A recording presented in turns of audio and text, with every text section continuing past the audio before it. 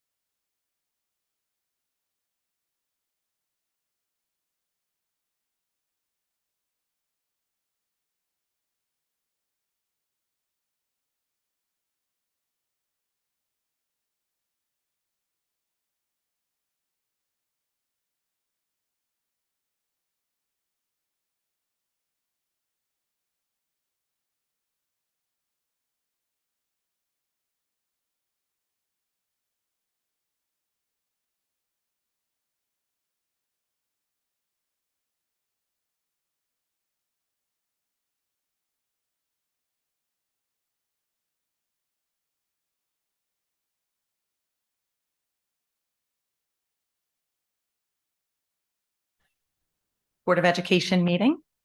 We're calling the meeting to order at 7:03 p.m. If everyone could please rise for the Pledge of Allegiance. I pledge allegiance to the flag of the United States of America and to the republic which stands one nation under God, indivisible, with liberty and justice for all.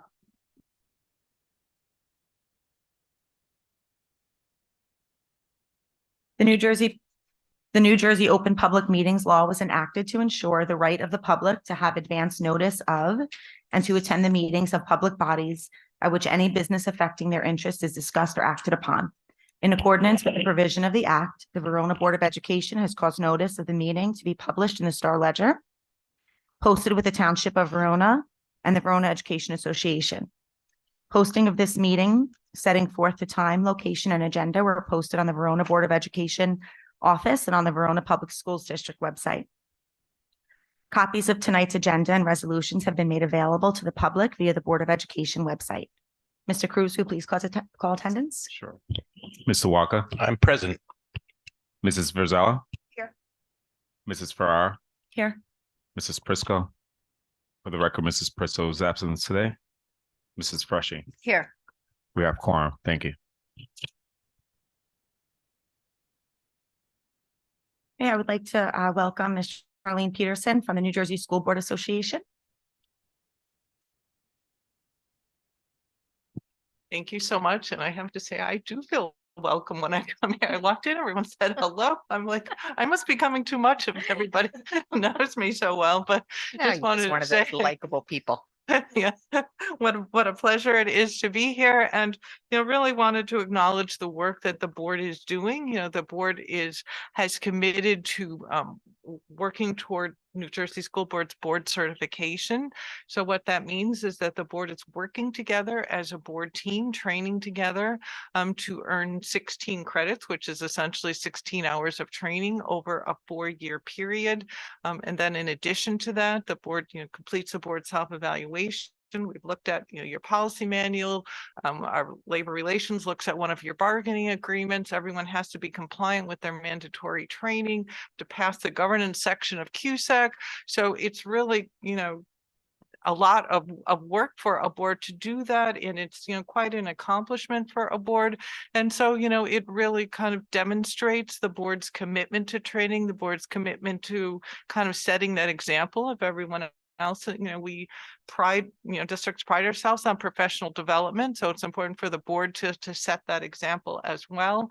And I have to say that, and not only are you training together as a board team, but a lot of you individually, right, are taking training through New Jersey school boards and earning the board certifications.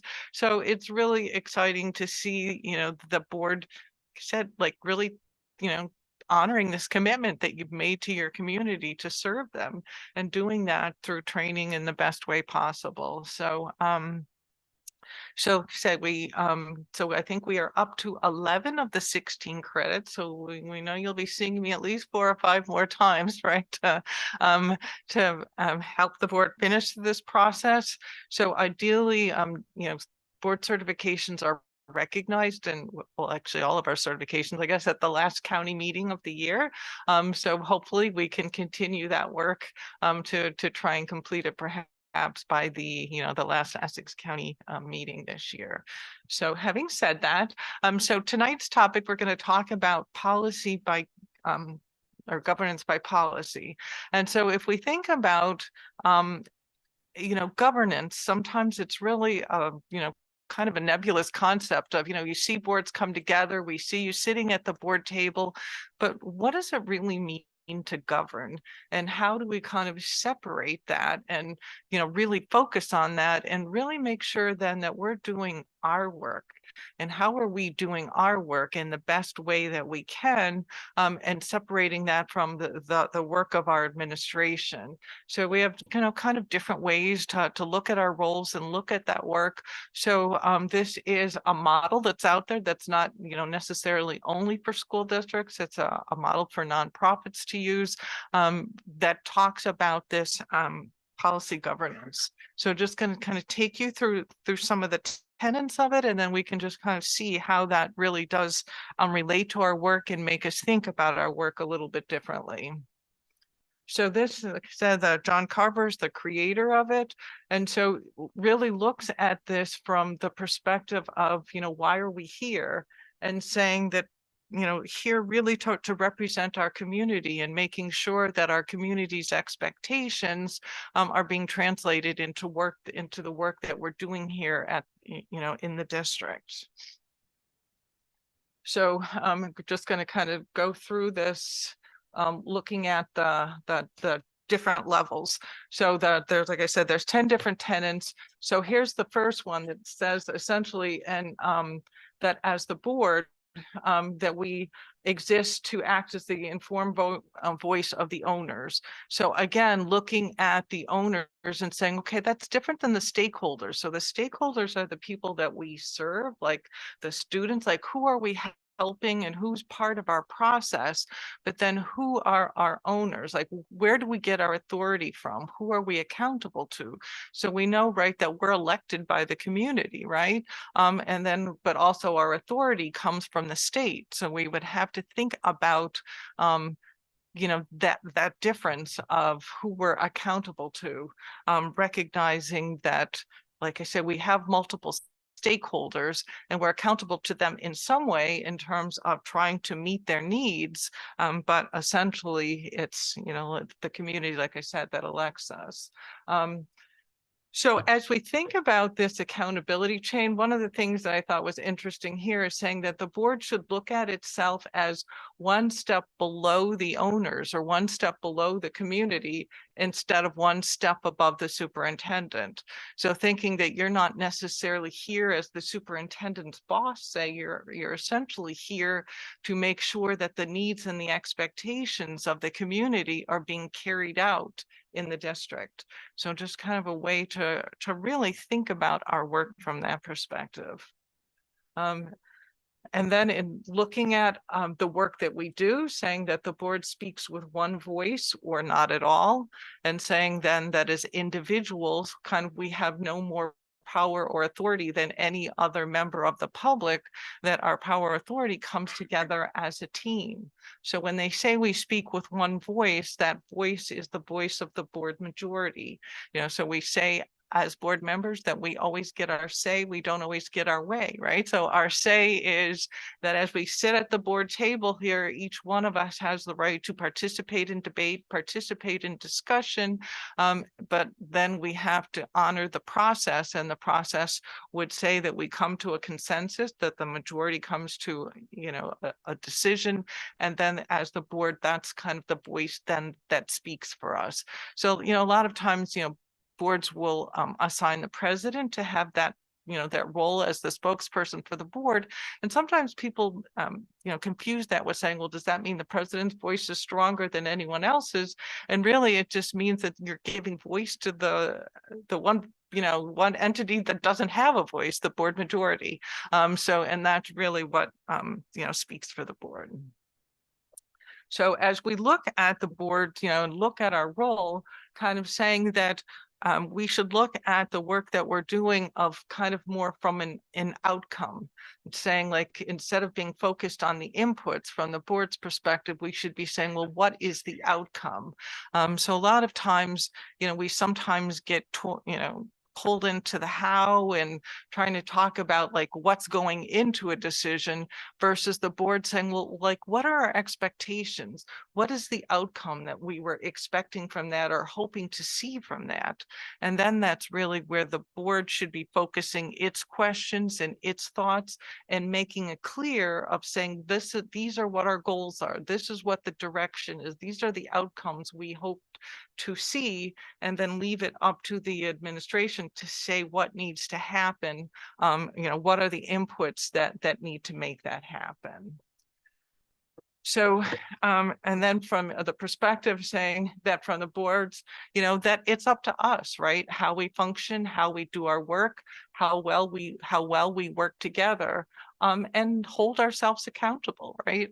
And a lot of that is, you know, some of it's outlined in our board bylaws, some of it is just outlined in just kind of the protocols of the way that your board does things. But, you know, ideally, we're creating a culture here that this is the way, say, that the Verona board does things, so that when new people join the board, they should be joining the board coming into this culture of how, you know, that this is how things work here. So one of the ways that they say, like, as we look at work and look at our relationship with the superintendent and kind of distributing that, saying that rather than being so prescriptive of this is what has to happen, you know, you have to do it this way, essentially kind of saying, okay, everything is acceptable except for these things. So kind of setting up, like, you know, they call it guardrails of, you know, like in the example that they gave about this in the book, said, like, let's say that you were at the airport, the Uber's coming to pick you up from the airport. There's 8 different ways to get back to your house. So you say to the driver, I know there's construction going this way, so whatever you do, don't go this way. But any of the other 7 ways you pick are just fine. So kind of saying that same thing in terms of, as we're providing direction to the superintendent and the staff, saying, you know, these are the outcomes we want. These are the kind of the parameters or the guardrails that we have to work within. And then what you do and how you do that is up to you, rather than us prescribing what that would look like. So, and then saying that from our policymaking role as we're looking at policies and we're developing policies, kind of that almost that same concept of saying, rather than trying to get down to the nitty gritty, start with like the broadest level. And then say, okay, is this providing the direction we feel comfortable with? If we're not quite there yet, then maybe add a little more detail, but don't come into it with the perspective of, again, trying to add as much detail. Look at it more from the broadest level and then work your way down, only providing as much detail as needed until the board feels comfortable that any interpretation would kind of be within those guardrails and be able to accomplish those ends that we laid out for it. Then talked about the importance of that relationship with the board and the superintendent, and saying that, you know, that the superintendent has to be kind of that funnel, right? That we have to honor the chain of command, that as a board, we only have one employee. That employee is the superintendent. So we have to make sure then that our communication, our conversations, things that we're doing have to funnel through the superintendent. And then also saying that we should not be doing any work that's already the work of staff, right? That sometimes they say that if you identify different ways that could be considered micromanagement, that's one of the signs of it. So making sure then that we are staying focused on our work. And then importantly for this relationship to work, saying that the superintendent should feel that the board will honor its commitment to policy governance, and that the board has to have trust in the superintendent's ability to manage. So both of those things have to be in place in order for this to be an effective working relationship. So, and again, as we look at saying, okay, so we know then that if we've kind of set those ends of, you know, what the expectations are, then, you know, we know that we are responsible for evaluating the superintendent, and saying that it really has to be based on these objectives that we set, these ends that we set. So that's why, you know, part of the evaluation is based on the goals, because that's, you know, that's kind of how this relationship works together. So kind of some of the terms of looking at this, of just kind of saying that, you know, that the work that we're doing is in relation to what's important to the community, that we are, you know, setting those values in our policies, we're monitoring the performance based on those goals that we set, and then saying, like, we should always be asking ourselves too, you know, we know that we also have a responsibility to the community, and saying, are we using your tax dollars in a way that is, you know, meaningful to you and helping to accomplish those ends that you've set, or, you know, that we're working together toward.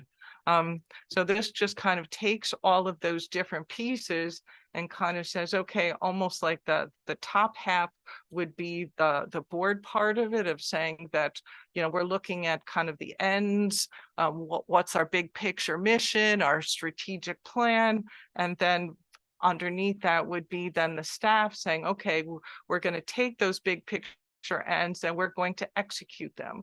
We are going to, you know, kind of, again, it's the difference between the what and the how, right? So just kind of another way to show that.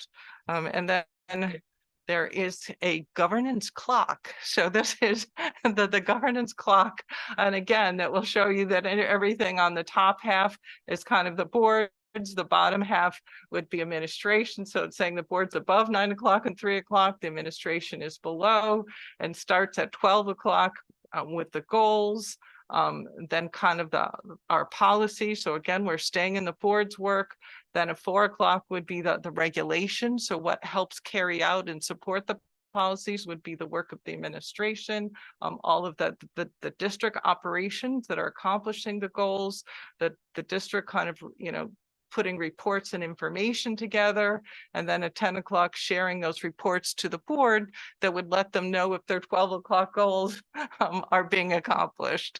So again, just as we continue to, you never know like what's going to catch someone's mind, of helping them understand kind of what your role is and where that distinction is, but just kind of different ways to kind of look and see that work and how that work is separated.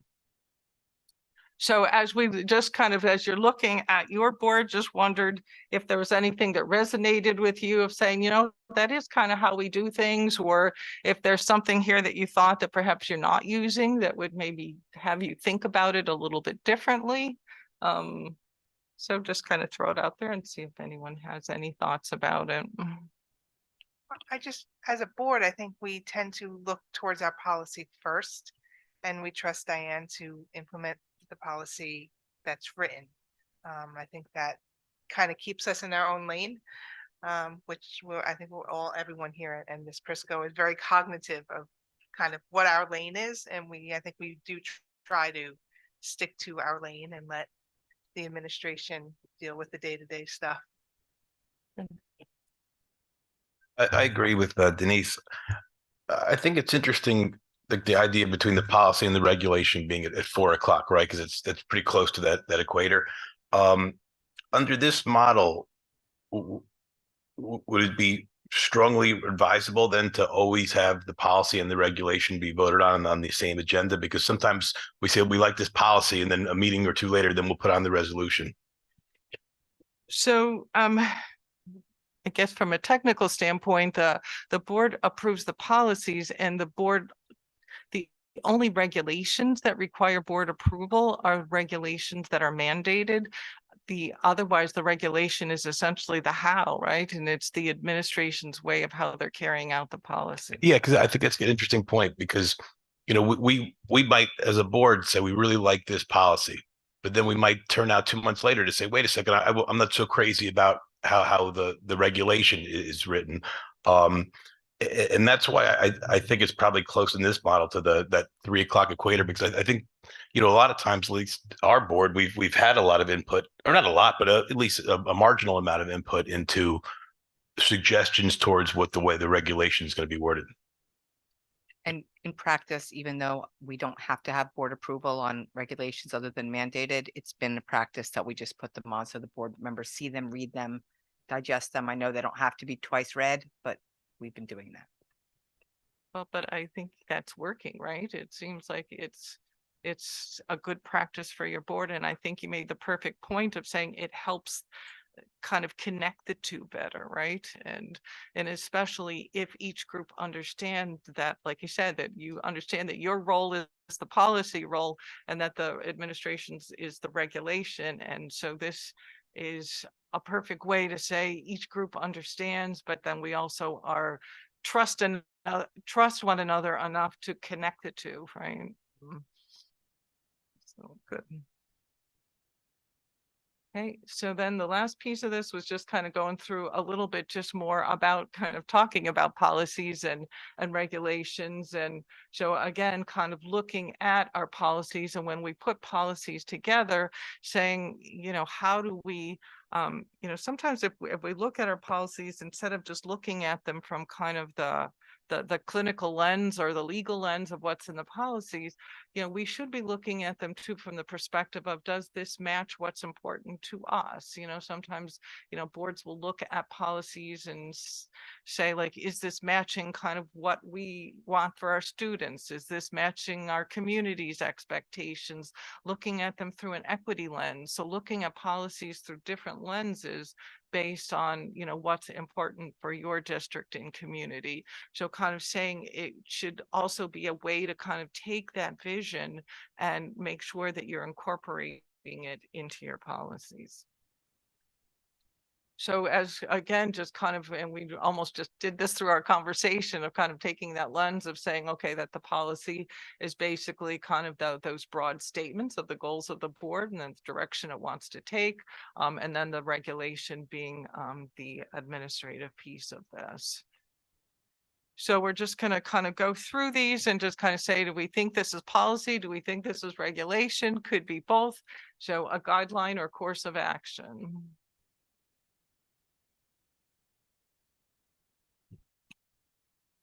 It probably could be both, right? It's definitely a policy and probably the, you know, so the policy would be the guideline perhaps for the board and the public, and, you know, and then the course of action could be the regulation. How about informs the public? Yep. Step-by-step instructions. Regulation. Yeah. Assign specific responsibility. Yeah, That could that be could be both, both yeah. too, right? Clarifies expectations. I was thinking more regulation, but. Could be both, like, how how about superintendent can change it? Regulation, Secures the board's position policy, and then ensures continuity. both. That could kind of be both too as well, right? So you can kind of see the important role that each of them can play and for different groups. And then if we, kind of talk about our policies in general, but for the board's perspective, kind of the policies that talk about our work, our bylaws. And so these are kind of the board's rules. So there's so many times when boards, like just had a board call me today asking me, a board member resigned and asking me about their vacancy and what do they do? And I'm like, well, what does your bylaw say about it? So it, so it typically, we have to just get in the habit of thinking that that's the first place that we should be looking when we have questions about, the workings of our board. So as we look at policy, one of the things that our policy department says in terms of, kind of what makes for a good policy is saying that it should be clear, it should be legal, it should be workable, saying it should be understandable to anyone that reads it, complies with the statutes, and then said, okay, and then has like a course of action that can go along with it and said, okay, how do we know that it's working? Well, we know that if our students are achieving in the way we want, if our staff is able to follow it, feeling like they have the support and the guidance they need, our parents and community are supportive, and importantly, we stay out of court, right? So those are all things that help make sure that, that our policies are doing what they are supposed to. So again, as we look at what our policies are supposed to accomplish, making sure we comply, are in compliance, that it helps set fair and reasonable, right? So that we are making sure that everyone is treated the same way, in terms of the terms and conditions in our policies, that we have stability, operating principles, reduce crisis making decision and keeps the staff and community informed. And sometimes we don't even really realize, how important our policies are to us sometimes until we get into a situation, where you have to rely on the policy to kind of help make that decision, because sometimes things, people can come with emotional pleas and, different situations, and sometimes it's really helpful to say, nope, our policy says this, so this is the course of action that we're going to take. So. And that was it. So I don't know if anyone has any questions or. I have one question. Are there any districts you work with that don't use Strauss Esme? Yes. Yeah, They they're are? School boards, right? Yep, I mean, yeah, some use us, some will. I don't know of anyone that doesn't use some kind of Mhm. a policy. It would just be too hard to stay up with all the laws and. Gotcha. Thank you. Mhm. Okay. Well, Thank you so thank much. you, That was great. everyone. I Check appreciate one it. more off. right? Thank Yeah. you. Does anyone have any other questions? Okay. Good night. Thank you so much, Ms. Shearson. Happy Thanksgiving. That's next week. I know. It's next week. Okay. Okay, we're gonna, thank you so much. We're gonna move on to the superintendent report. And I'm going to keep my report fairly short tonight. We have another presentation, and thank you for coming to do that tonight. We have Dr. Miller, Mr. Stevenson, and Mrs. Kohler from the Curriculum and Instruction Office to do our testing presentation.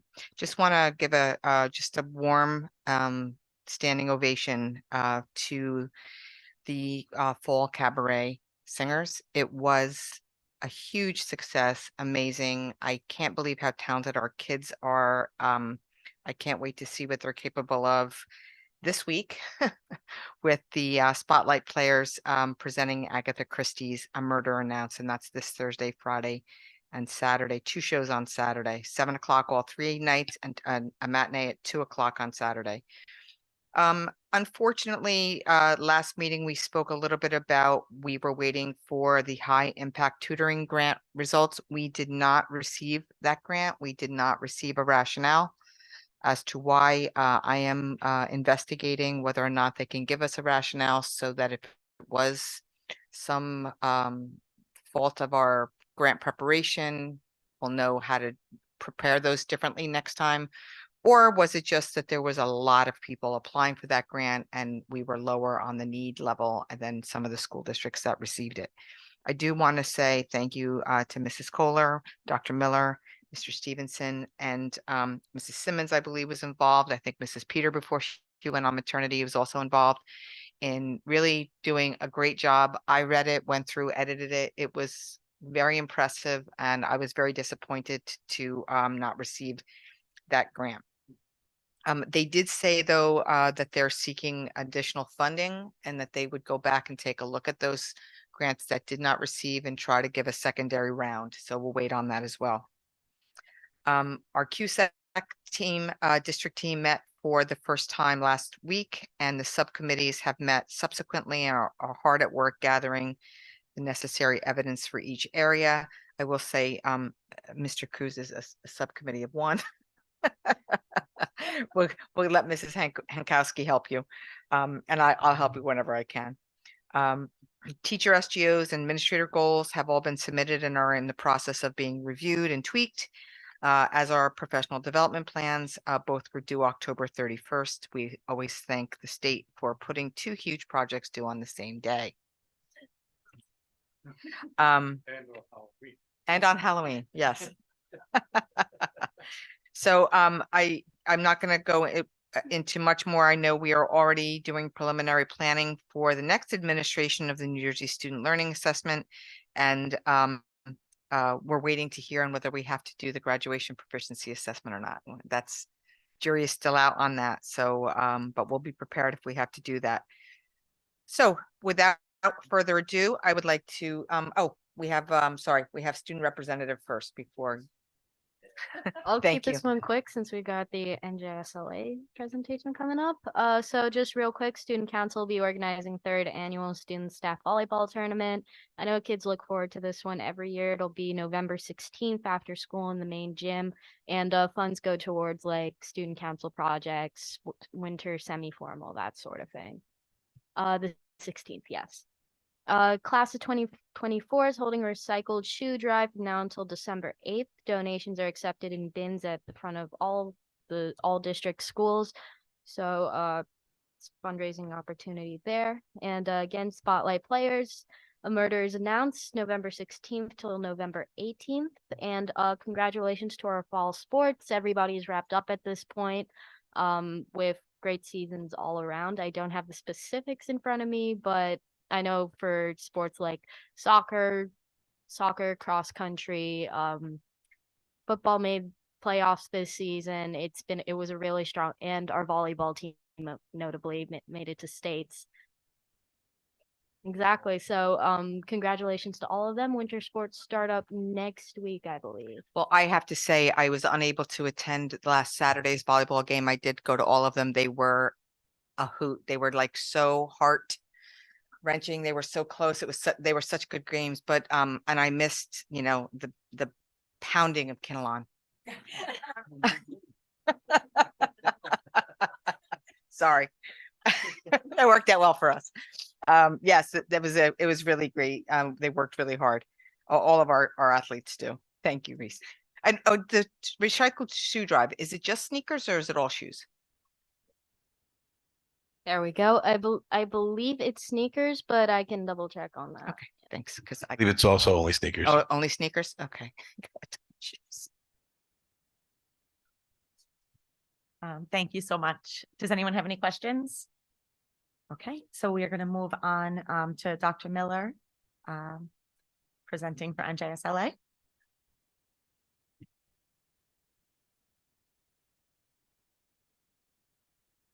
Yes, you might want to know maybe over here. So.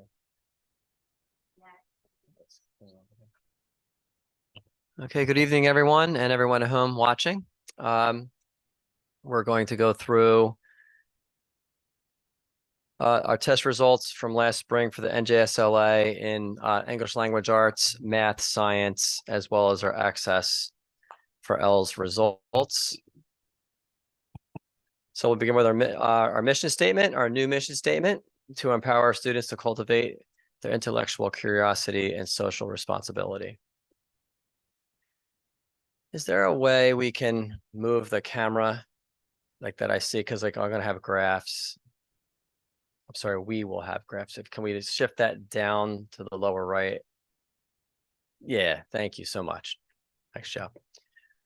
Okay, so I'll translate here. So and we're gonna also shout out our strategic plan. Goal number 1 is to develop and execute a plan that promotes best practice to increase student outcomes and achievement. And we have 4 goals, sub goals that are linked to that. So we've been doing this for a while, but NJSLA, it's scored with language arts and math in 5 different performance levels in grades 3 through 9. The 5 levels are does not meet, which is a 650. Again, it's the minimum score. Partially met is 700. That's level 2.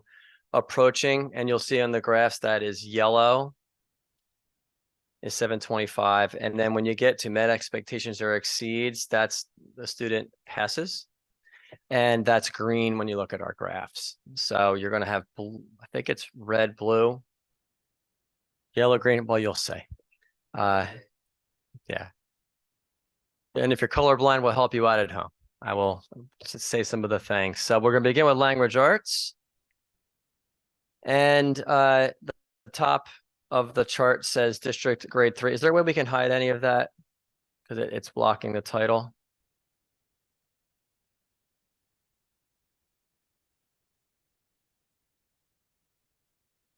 Yeah, it says leave. Could you click on the leave part, or does that have to be open?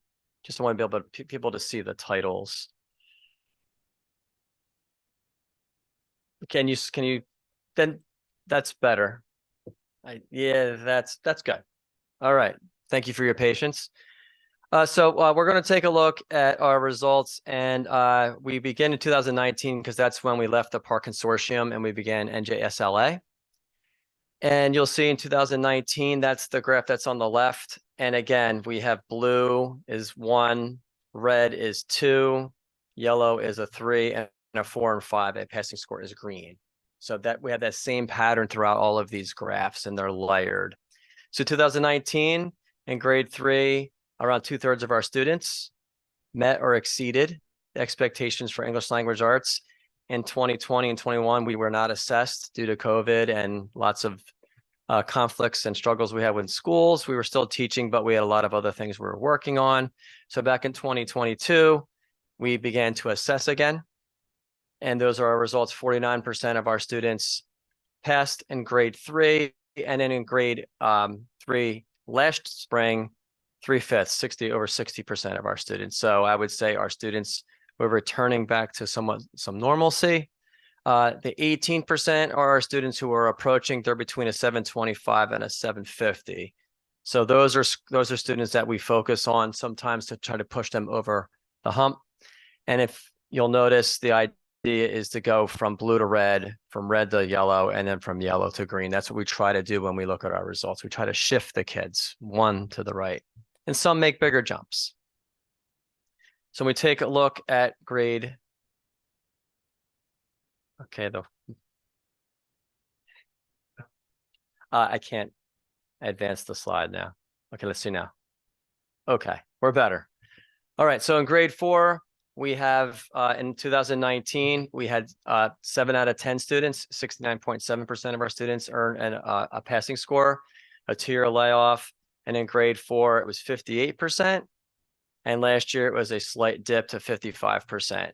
And if you look at the yellow, the students, if you add up the yellow and the green, they're around the same. So the idea is they're either approaching or are green. And I will show you a slide later where I look at cohorts, and it'll be a little more informative because right now it's not apples to apples. It's really one group of kids and then the next group of kids. Disaggregated results, we pull apart our data, and this is what we normally see, especially in earlier grades.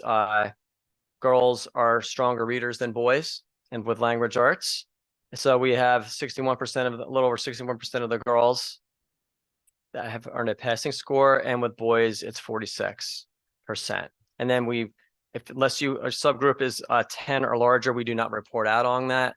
So then our next group would be our students who are white, are non-economically disadvantaged. So our students who are not free and reduced lunch, students have an IEP, no IEP, if they have a 504, and these students are not English language learners. So we break that down. You go to grade 4, and you'll see the girls at 62%, the boys at 48%. They inch up a little. Our Asian subgroup, we have 10 students who are Asian in grade 4. So they go at 80% of passing, and then along the board. When you take a look at, well, how does Verona do against the state average? So if you look on the left, and again, I will explain it to you because it's hard to see. On the left, the far left is the New Jersey average for grade 3 ELA. And then next to that is Verona. And then the third graph is the 4th grade language arts New Jersey average, and then it's Verona. And what we want to see in Verona is more green and more yellow. And you want to see a shift from, if you look at the state that has blue is 20%, we're at 9%. The state is at 14%, 15%, and we're at 15. But then you shift over, if you look at the yellow and you look at the green, we're about 13 points higher. And if you shift to grade 4, again, you see less blue for Verona, around the same red, and a little more for green. And again, our stats are around between 150 and 170 students. So every student's about a point is around 0.75, 0.8. If you take a look at the cohort, and we'll do this for each one of our grade levels, it's blocking the title.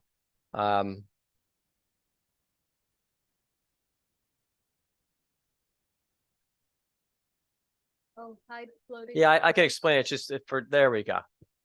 That's good. Thank you, sir.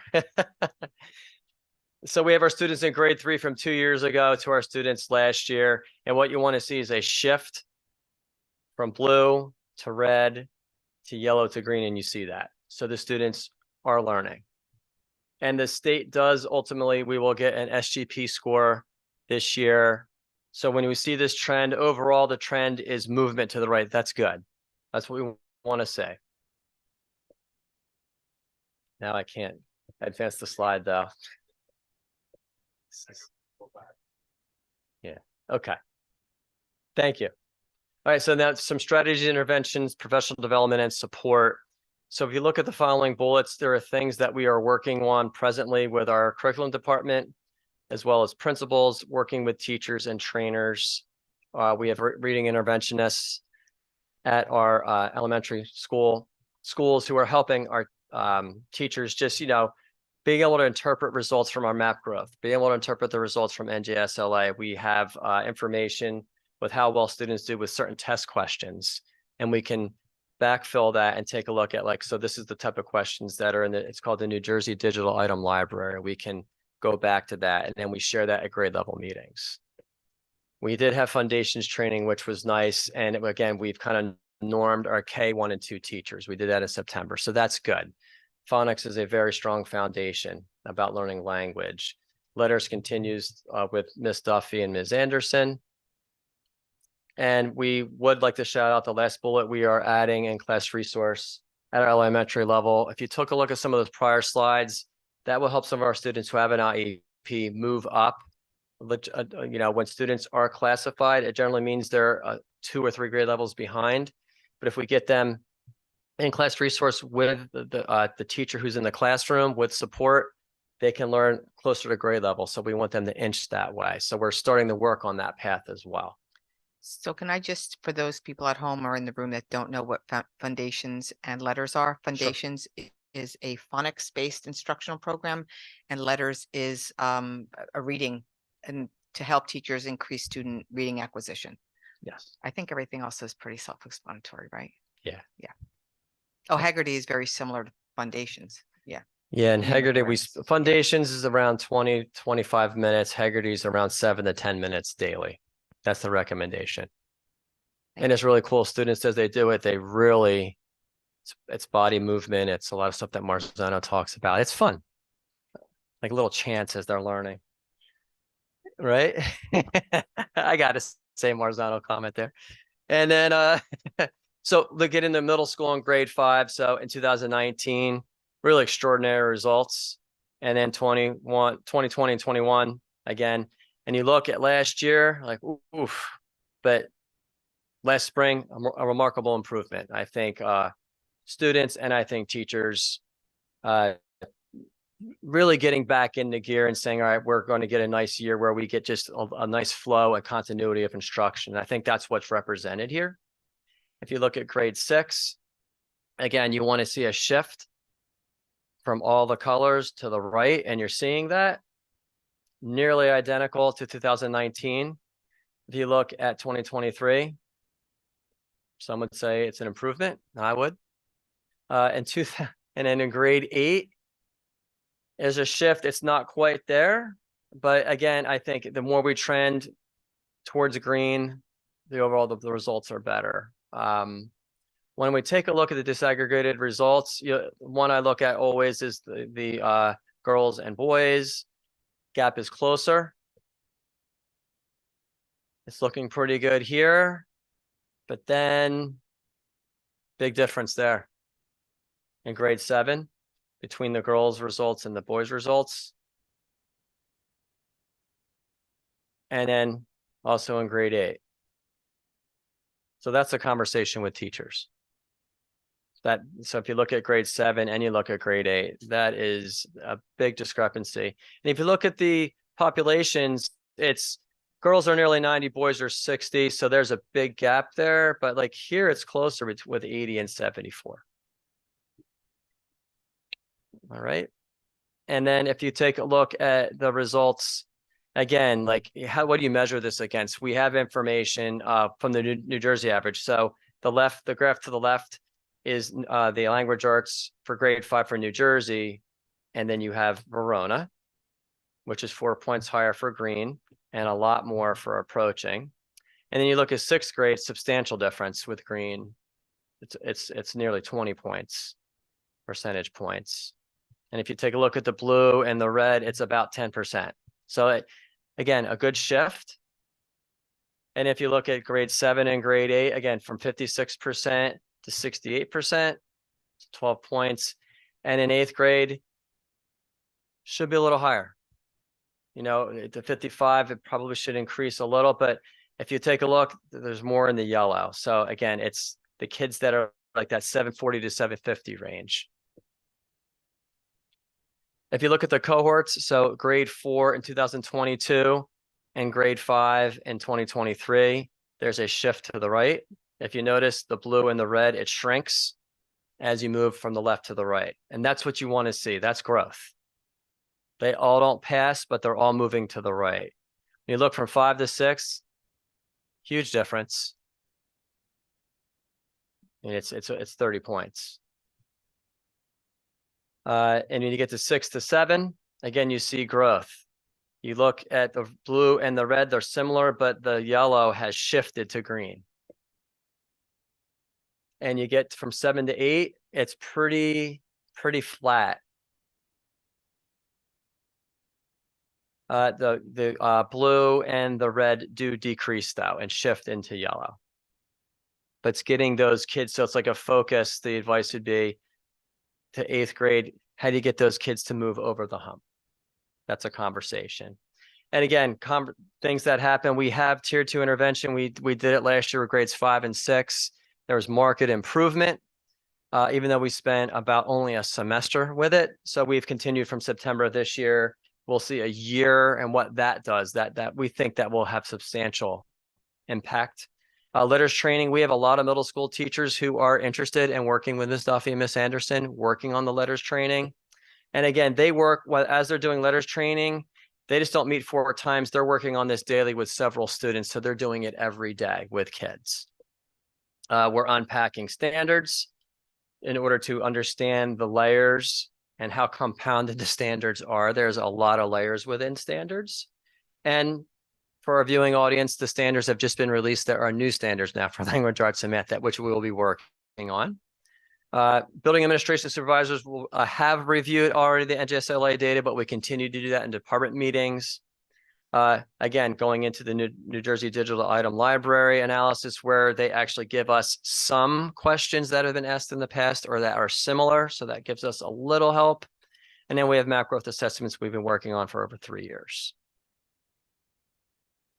Finally, for language arts, we go to the high school. And if you take a look from 2019 to last year, there really isn't any difference. If you take a look at the disaggregated results, there still is a significant difference with our girls to boys.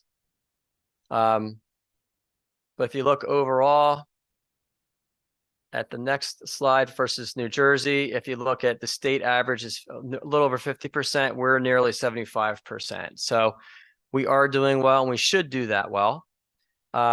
We have a few students who are blue who are that 650 to 700, but only a couple. We have some kids who are in red, but again, if you look at the yellow and the green, it's nearly 90% of our students. And if you look at the cohort, I think that tells a good story too. The kids that were for 8th grade and they go to the 9th grade, look at that growth. That's impressive. There are 10 less kids, but some students, you know, they all don't come to Verona High School. So we lose a few kids there. And what we're doing right now with our building administration and our supervisors is that we continue not only to unpack the standards, but we're taking a look at, like, I know Mr. Stevenson had a few meetings the past few days. He's working with his staff to take a look at what was asked, not only in a New Jersey SLA, but also what was asked in NJGPA. And from some of the questions that they've released, are we asking the questions the way that they're worded on the test? Like, it's a continual revision and reflection. And this is the final slide for our English language arts. So I'll explain this to you with some patience. So if you take a look at grade 3, what is the lighter blue is the 2022 New Jersey average scale score. And then you have the Verona score, which is 747. That was the spring of 22. And then last spring, the darker blue is New Jersey. And then the 749 is Verona from 2023. And if you look as you go across, they do increase ultimately to 767 for our 9th graders. And a long time ago, when I was an assistant principal in 2005, because we only used to test grades 4, 8, and 11, when they introduced, when I got the job, thankfully, grades 3 and grades 5 and grade 6 and grade 7, the goal was to move the students up as they go. And the ultimate measuring post was the high school. But we try to look and analyze as we go so we can give good feedback to our teachers and our administrative team and our community as how are we growing. So overall, I think we're trending definitely in the right direction with language arts. Are there any questions with language arts at this moment before we go to math? Yeah. I have a couple. I'll be quick. I know these are average ELA.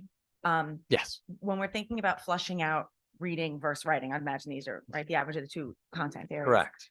I know that you spoke a little bit about questioning and kind of providing that support to teachers, but are we also looking at some of these data points and then comparing it to curriculum to see where we have possible deficits in the curriculum? Because I see a trend in these lower 3, 4, 5 grades, and I'm wondering, you know, if that's something, if we do look at that, and if not, if it's something that we do. We look when we get professional development. We adjust our curriculum often. Sometimes we adjust our curriculum every year. We reflect. If we learn something, sometimes we just rewrite a unit. If we see something that's glaring, we try to address it from what information that we can glean and try to translate that. Right. We do. So one of the helpful pieces of information that we get from NJSLA are the evidence statements.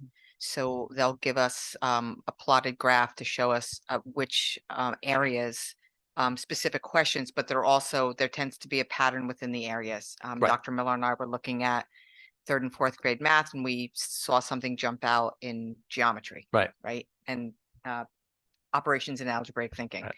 So that's when we'll go back to the curriculum and see, are we not hitting this? What is the issue? But I do think one activity that we're doing across the district will help the unpacking of the standards and looking specifically, not just what the standards are asking kids to do, but at what cognitive level Mhm. they're being asked. Because we could be asking students to do something at retrieval, which is kind of like the bottom basement of all of the taxonomic levels. But if the standard is asking them to do something similar, but at the analysis level, if our teachers aren't aware of the cognitive level of the standard and are teaching it at the wrong level, our kids are never going to be successful when they see that cognitive level assessed on a state test for the first time. So we're trying to get rid of any mismatch between the cognitive level that the standards are being asked at and what our teachers understand to be teaching at and assessing at. I And- think that's gonna take us a good distance. Yeah, and to add to that, like what time of the year was maybe this topic or idea taught? Because that's also reflective. Oh, was this in this September? Was it spiraled in? Was it revisited? Sometimes what you teach early, if it's not built upon, it's well, we did learn it. Right. Did it happen after? Did we get to all the topics? We found with some, we didn't get to some of the topics. And then I just have one other question. With the discrepancy, I know this is an average, right? With the discrepancy between boys and girls, but have we ever done an inventory of our libraries, of our classroom libraries to see or to think about maybe interest?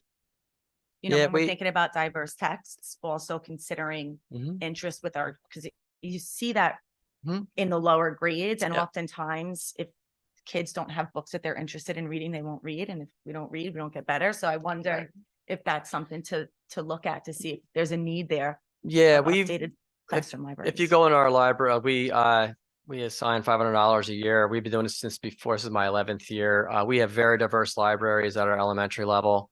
And the students are allowed to choose. They are given reading inventories in the fall, and they're given suggested like letters to read. It doesn't mean they have to read that letter, but it's like they're like a level G, they will tend to gravitate towards that.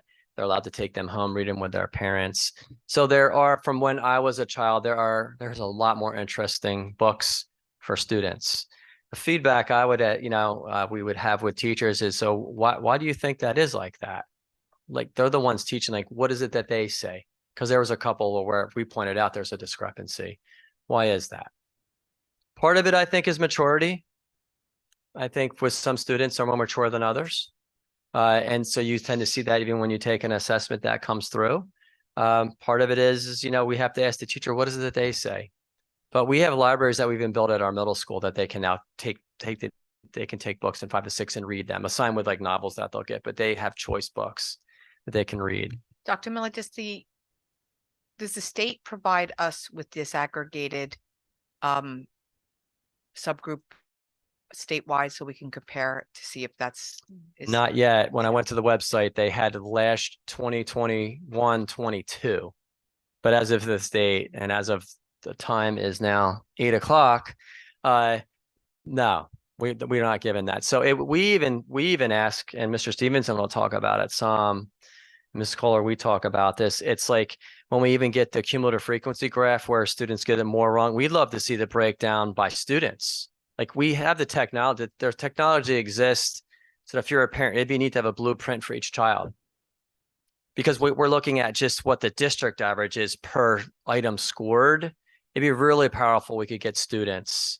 And I think we could do that. I think it's possible. We have that with MAP, but we also get the sub scores by student in that big data file. Well, yes, but it's not lined up in a cumulative frequency graph like the way it is for like grade 3 ELA, and it goes what students only 20% got right versus ultimately like around 80% of the students got right. That would be powerful. I think the data exists to do that, just they don't have the template for it. Or give us the power to do that. That would be really neat because that would be informative to a teacher. I think they see it in the classroom, but it would probably be like math. It'd be like more reinforcing and even have a conversation with the parent. I just asked a quick question that's more broad. Sure. We compare to overall New Jersey, is there a way we can compare to our like peer districts? Strict factor grouping that we don't do anymore. Yeah. They used to give us a DFG comparisons. They're not Ye- doing that anymore. Not right now, but I can find results from 2021, but nothing Right, 'cause that if was we're last year. comparing to, a district like Newark or like Trenton, where there's a lot of English language learners, there's a Agreed. lot, and so it's not really apples to apples. No, it's not. Um, It's not, and SGPs are not either. And I've had those discussions with the state. Right, They're but not value added. given that, and the supervisors and Dr. Miller and the principals know I feel this way, given that the state has a lot of districts in it, like Camden and Newark and Irvington, we are too close in several areas to measuring out with the state. And those are areas we're working on. Yep. Yes. So I think that wraps up language arts. We're going to move to math now. Okay.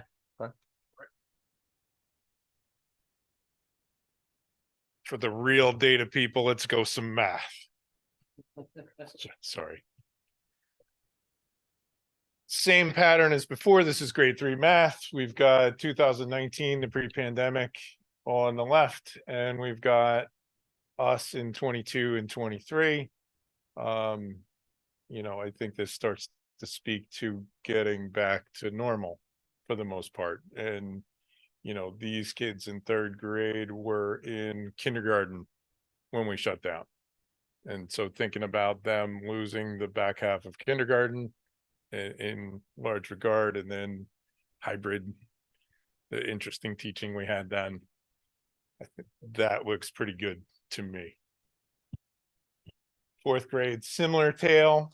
There's some changes in 4th grade this year, or really last year, that we're going to look at. And some of our priority with Tamara Gisario as our math coach is focused on both grades 3 and 4. And we're kind of thinking increasing that on grade 4. Here's the disaggregated results for grade 3. We see at least the opposite pattern, males and females. We could be seeing possibly stereotype threats in both sides. If you're familiar with stereotype threat, it's, stereotypes are projected, girls aren't good at math, boys aren't good at reading, and it kind of comes out in scores.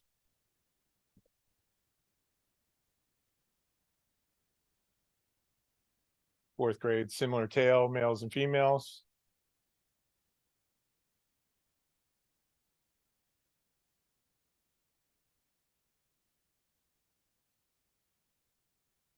Here's math 3 compared to the state and math 4 compared to the state.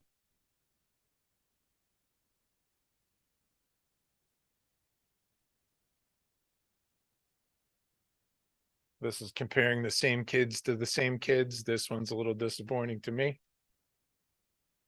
because we don't see the outcome that we really want to see. Right? Instead of growth, we get a little bit of a backslide. Not really acceptable. I think before you say it's not acceptable, is it possible that in certain grade levels they're introducing new concepts and in other grade levels they're reinforcing the concepts? So we should see when a new concept is brought to a kid's attention, as opposed to being just further elaborated on. I think yes and no. 3rd grade in math tends to be the buzzsaw year, where you introduce multiplication and fractions, which are like the heavyweight concepts. Our math program that we've introduced front loads some of those things into 1st and 2nd grade in ways that are accessible.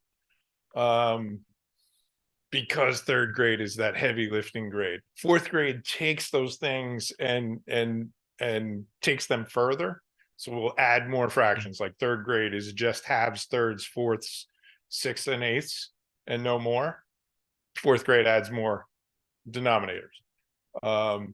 Fourth grade will add decimals, and that's probably the newest thing there in fourth grade. But this isn't the pattern that we've seen in the past. But we had some staffing changes. Well, I guess my point is that I think there's more to it than just saying that one grade level is doing better than the other. I think that, you know, in grade 3, if you're telling me that here's the basic part of a concept, and grade 4, here's the more challenging part of a concept. Well, I think it's reasonable to expect that the more kids would do better on the basic parts of that concept. So I wouldn't.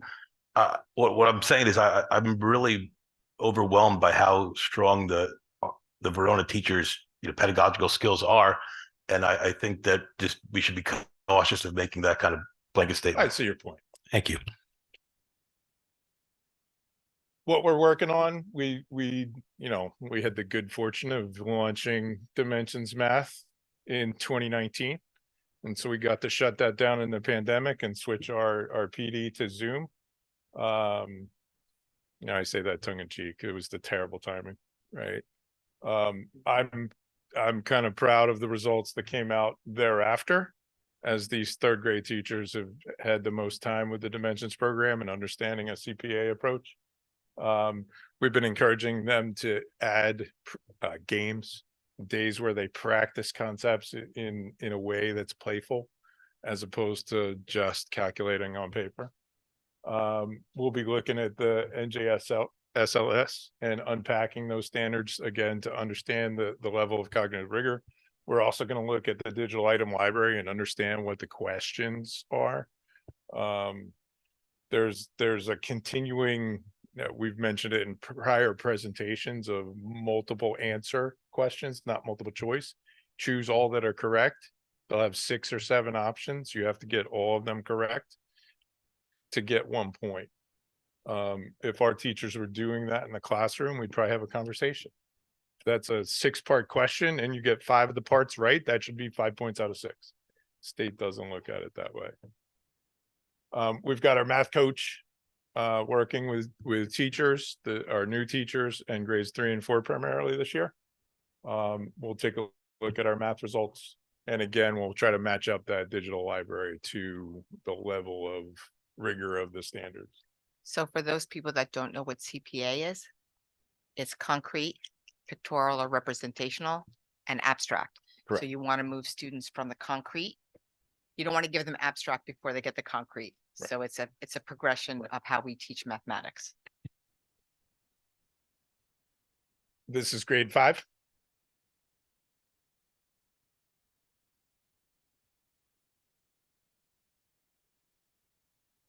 Grade 6. My one comment on grade 6 is we initiated a new program, the Amplify Math. And it kind of continues the direction that Dimensions Math did at the elementary level and in 5th grade. Fairly big change in pedagogy for those teachers. Instead of stand and deliver and I do, we do, you do, it's more, I'm going to give you a problem, you're going to try it, we're going to discuss it. Here's another problem, you're going to try it, we're going to discuss it, and then I'm going to help you connect it all and take math you know to learn and understand math you don't know. The pacing was a challenge for a brand new program for teachers who weren't terribly familiar. There were things they didn't even get to, quite honestly, because of the timing and the change in pedagogy. And the scores are basically the same as pre-pandemic and a big recovery from 21-22. Yeah. So given more time with the program, given more support, given some more coaching, and better timing and comfort and everything else, I expect good things there. Here's 7th grade. Even better than pre-pandemic. That's interesting. I think we still need to move a large number of kids out of that yellow approaching standards into passing. Eighth grade, this is where the biggest split in our students, they take a different test, and you can yeah, the sample size. So we have math 8 and we have algebra 1, right? And this has always been concerning to me. You split those kids, and now you have the kids that don't have a high math self-esteem, and they're only hanging out with other kids with low math self-esteem, and I worry sometimes we don't have the same expectations for them at that point. Is there, that blue seems very concerning. Mhm. When Yeah. the blue is higher than the green. Yeah. I mean, obviously, I'm sure you're looking into that. Oh, very yeah. Carefully, but I hope there's some sort of plan that we're working on to address that. 'Cause that's- Absolutely. We're going to meet with the 8th grade teachers and share the exact data and, you know, get their take and work hard to move that over.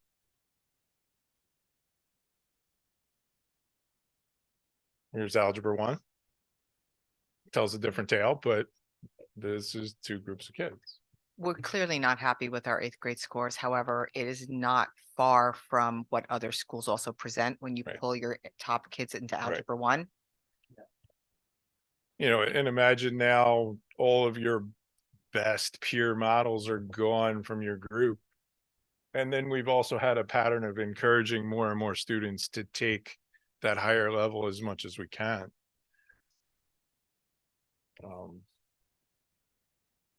Yeah. Here's the disaggregated results. At least in 5th grade, we don't see that male-female dichotomy that we saw before. Right?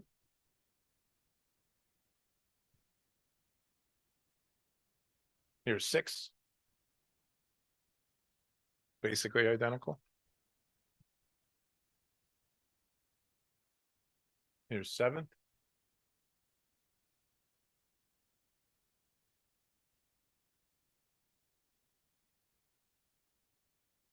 Eighth.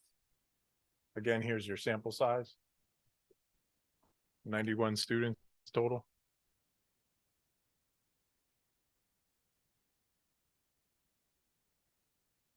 Comparing Verona to the state, both 5th and 6th.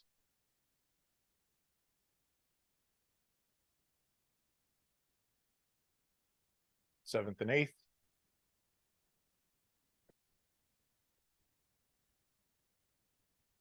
Yeah, I think those 2 graphs on the right kind of explain what's happening in 8th grade math across the board. And just as pointed out, we're not happy with where we are, but this is kind of where things are in 8th grade math.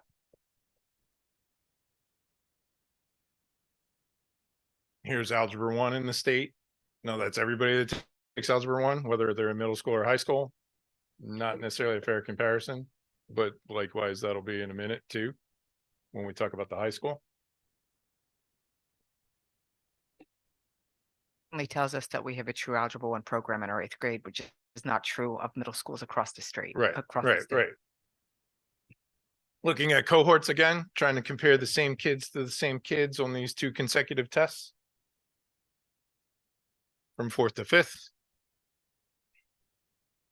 From 5th to 6th. From 6th to 7th. 7th to 8th in algebra 1. Mush that together. Right. So now 5th grade's in their 3rd year of implementing dimensions. They're growing more and more comfortable with the CPA approach and what we kind of call upside down teaching of you try, we discuss, I help you connect. We've got the 2nd year of Amplify, again, more support, better timing, better sequencing. And again, it's to change what it means to be good at math. Being good at math isn't just quickly getting answers. Being good at math is being able to reason and model and think and solve problems that you don't have a standard way to do. We've got our tier 2 at both 5th and 6th grade. This year they'll be in, as Dr. Miller pointed out, a full year of the WIN program. Again, we're unpacking the standards. We'll move to the new 2023 math standards. Fairly minor changes, which is good. So we have consistency there. We'll be reviewing this data with them. I have a department meeting next week. And we'll also look at our map growth assessment results, because that gives us a little bit more granular information. And again, kind of mapping all of that back out to the way the questions are asked by the state and making sure that our own local assessments line up with that and kids are familiar when they get there.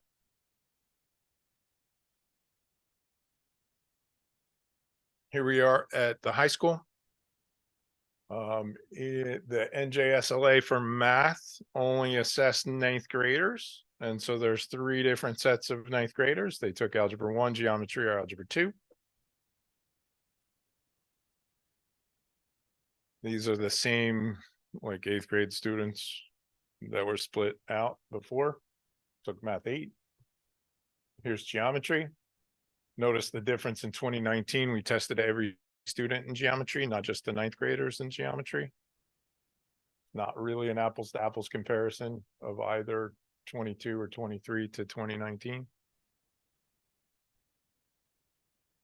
Here's Algebra 2. Again, 2019 was every kid who took Algebra 2. 22 and 23 was just freshmen taking Algebra 2.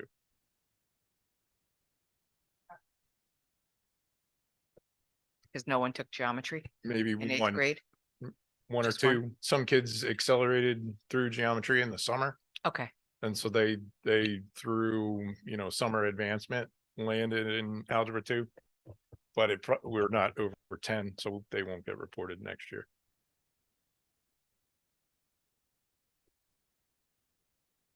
The disaggregated.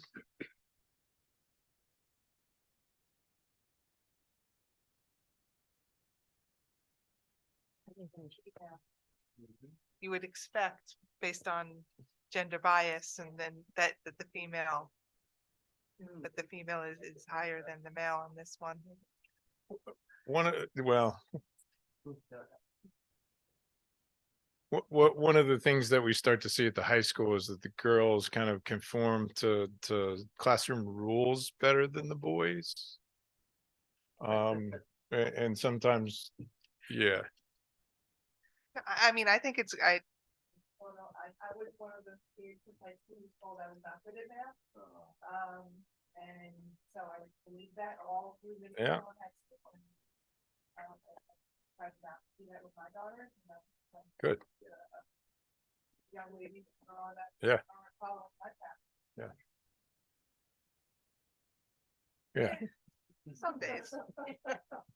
Here's the geometry disaggregated results, and you kind of notice there's a number of things that we can't report because the sample size is less than 10. Again, the male-female difference. Here's Algebra 2.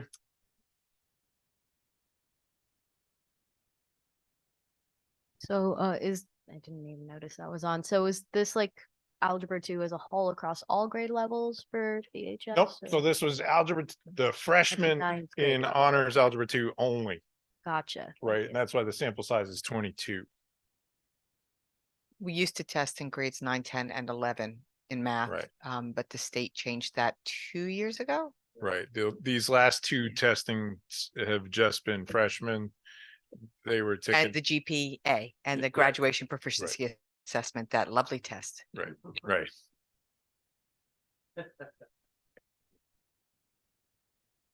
So attempting,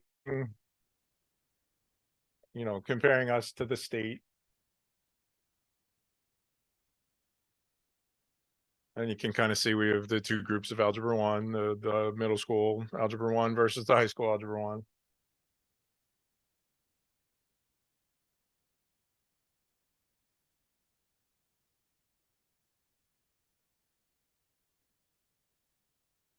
trying to compare the same kids to the same kids. So here's math 8 from 22 to algebra 1 and 23.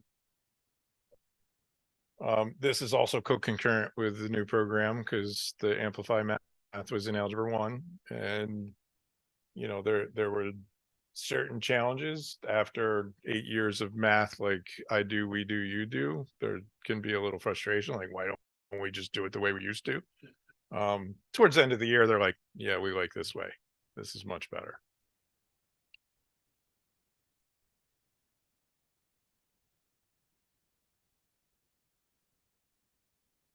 Comparing algebra 1, 8th grade to honors geometry, 9th grade.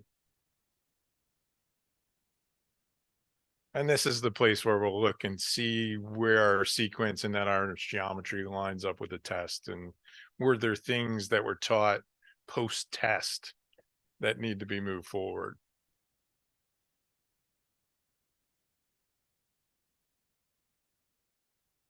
Here's algebra 2.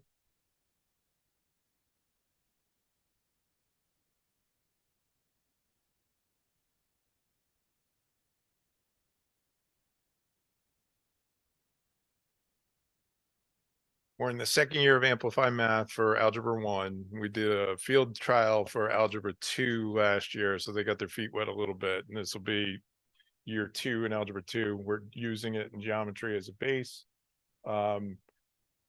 Last year, we spent some time with Japanese lesson study style, PD, so the teachers could see other teachers teach, and see, really judge the level of engagement with the content on the students' part.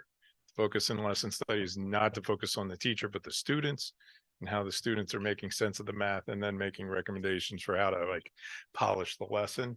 We'll be doing that again, probably in the new year, once some of the dust of getting the school year started settles. Again, we're unpacking the NJSLS.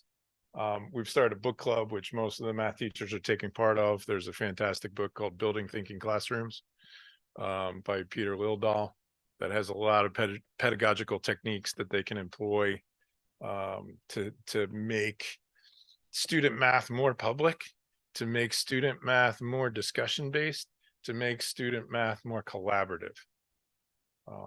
And so we look forward to them implementing those strategies. And we just the other day looked at this data so that they could understand what we see. And we also took the map growth for algebra 1 and geometry, and so we have a little bit of more granular data. I, for one, in some sense, missed the start strong. The data, I don't miss giving it. I don't miss giving it in the beginning of the year. I miss the data that we got back, because they gave us every single answer to every single question every single student took. And when we get this, they just give us broad buckets. Okay, but You I can go don't- into a couple subscores, but it doesn't tell you much. no, it really doesn't. To really move things, you really need that granular level data. We wish it was like the PSAT, where you got every question, a rationale behind every question, why you got it right, why you got it wrong. But Then we that's could really gone. move things. That's teacher with by help from teacher. from Saul Khan. Yeah, yeah.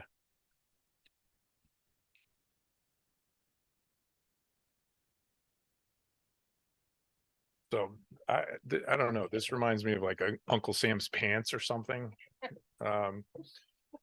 Blue is the state, right? Light blue is the state 22. Dark blue is the state 23. Red is Verona. The slightly later red, depending on which red sensing cones you have in your eyes, you can tell the difference or not. I'm pretty sure. And the darker red is 23.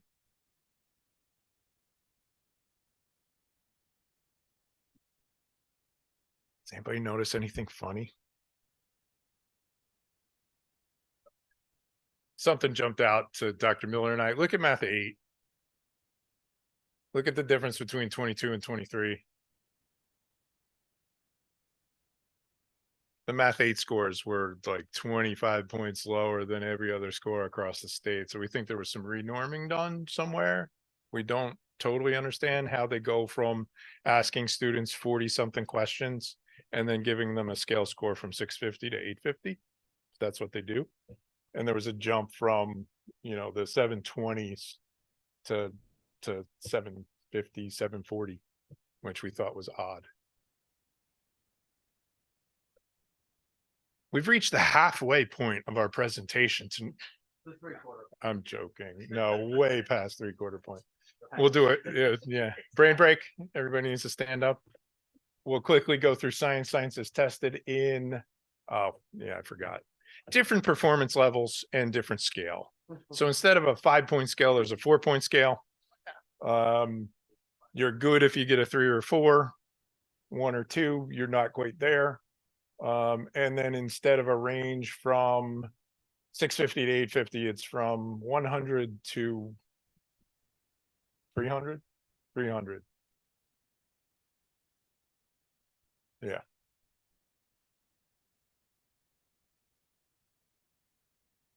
The science results have never been good.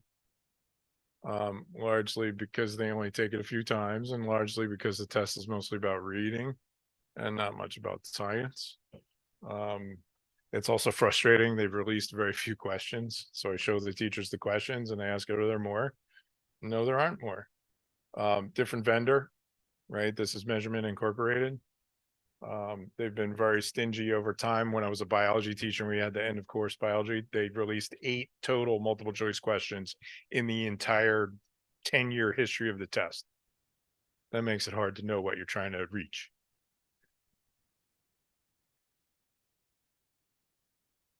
Similar tale there.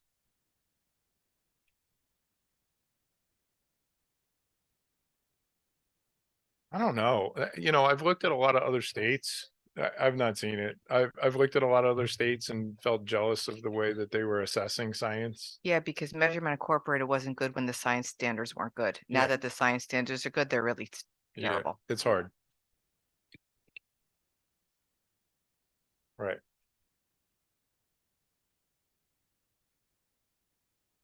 Disaggregating those, 5th grade, 8th grade, 11th grade.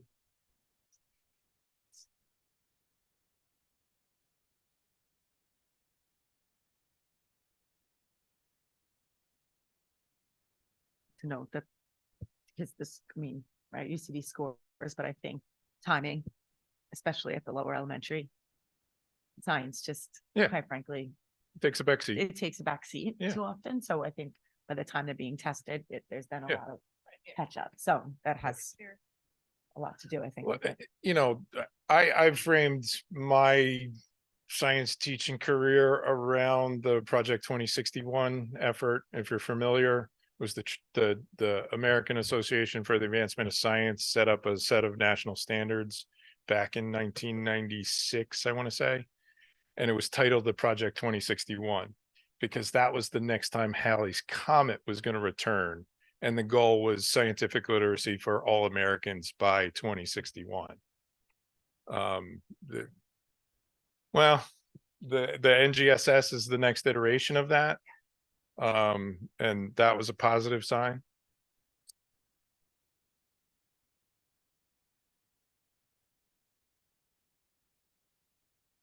Averages, but this is also tends to be the last test that they take. And so I think every testing session, there's a little bit of fatigue, particularly with the 11th graders. They know it doesn't count. But it also tests biology, chemistry, Yes. physics, and earth and space science. Yes, All by March of junior year. correct. And there's a lot of our, right. There's a lot of our 11th graders that don't take physics or will take physics as a senior, but it's tested on this test. It's difficult. So we're reviewing our units. We're unpacking standards. And if you've ever spent any time with the NGSS, it's meaty and bulky and a little bit dense. We started finding patterns in the way that they're written today, which I think will help with unpacking and helps kids see kind of the continuum of science as a discipline and a practice over time, which was kind of exciting. And we'll review the few test questions they gave us. You're up. All right. Fine. And thank you so much for having us here this evening. This is going to be very quick. You can do it in 2 minutes or less. But I'm going to speak very briefly to our access testing results. They from should have the let you go previous year. first. I know, that's what I thought, just kidding.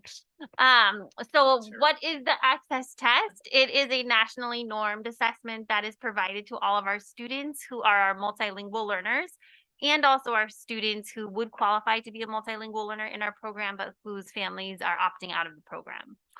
And it is very helpful for us because it measures our students' progress in English every year.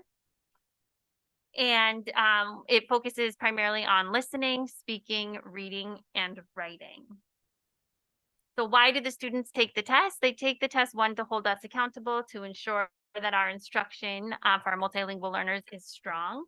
They also helps us in determining if a student is eligible to exit from our multilingual programming. So in order to exit, you must have a 4.5 or higher overall on the access assessment, as well as your teachers and your in-class assessments have to support your exiting from multilingual services. It also helps us with our instructional groupings and to really inform our instruction. This past year, our students on average, and this is both students in our programming receiving multilingual instruction and those who opted out, overall scored a 4.5. This is out of 6. So they scored a 4.5 in listening, a 3.9 on average in reading, a 2.9 in speaking, a 3.1 in writing, an overall comprehension score of a 4.3, and comprehension score is a combined measure of the reading and the listening assessment. They scored a 3.3 in literacy, which is just 50% reading, 50% writing, a 3.7 in the oral category, which is both listening and speaking, and then overall a 3.4. And these scores really are consistent with what a lot of districts are seeing for multilingual learners. In particular, students having a little bit more difficulty with writing and with speaking because that's more of the expressive part, and typically in learning a new language, receptively reading, that's a little bit easier listening than actually producing, speaking, and writing. So we are working really closely with our multilingual teacher, Ms. Boyan. She's really focusing on that writing and that speaking, especially for our students who've been in the program multiple years, who really are ready for an exit, to make sure that they can get that 4.5 or higher. And we're also working on a consultation with their general education teachers because they're only receiving multilingual services, every day for a short period of time, but making sure that these strategies are infused into all of our general education classrooms. And especially as we're grateful that our multilingual program is growing, that we're continuing to provide teachers professional development needed to meet the needs of all of their kiddos. Thank you. Wow. Thank you. See, she should have gone first. Fast. That's all that we have for you. Do you have any additional questions after this? Thank you very much. You're welcome. Yes, my comment, I think that I think the presentation was excellent. There's a whole lot of data, and it's clear that you guys have really dove quite deeply into it. But I think this is a slice of the Verona public school education, but I think it's just a slice, right? Agreed. This is 90 minutes or so Great. of what our kids did on a nice sunny day in May, where there's zero extrinsic motivation, right? Like it's not like there's anything high stakes except for the high school test, right? Right. And I think you have to look at the eyeball test too. And one of the few silver linings of COVID was that we all got to kind of, in the background, see what our kids' education was really like and what the Verona teachers were doing. Yes. And the Verona teachers, they killed it. They absolutely hit the ball out of the park every time with their creativity and their and the adjustments. And I think that, the grades and probably more importantly, the benchmark assessments, that's going to tell us more about how great our teachers are doing with the kids. And I appreciate that there's a lot of thought put in towards what programs are we going to use and how effective are these programs. But except for Reese here, all of us had a math program where you'd get the book the first day of school and you could see what your kid 8 years ago had, what his name was, right? Yes. And we still learned. And I think that's a testament to just how good teaching is and how important it is. And I appreciate that the teachers are looking and with a good attitude towards the new programs that are recommended. But I'm just really proud of our staff and what they do for the kids. Thank you. Thank you. And I think just one final comment is when you looked at the cohorts, you saw for the most part positive growth. And I agree with you. Our math teachers are learning to be patient and let kids figure things out and not tell them. And I don't know that in many other districts. So thank you. I can say it's not happening in many other districts. Yeah. So it's a belief system, and getting adults to change their mindset is a challenge. It's harder for to change Well- adults' mindsets than it is for children. It is, and I'll tell you, if you ask someone that wants to continue to do it the same way they've done it for years, if you go to the doctor and they send you to a surgeon, you need to have your gallbladder out. The surgeon says, I'm going to make a 6-inch incision. You're going to be in the hospital for 9 days, and you're going to be 8 weeks in recovery. And then you say, but my neighbor had laparoscopic surgery.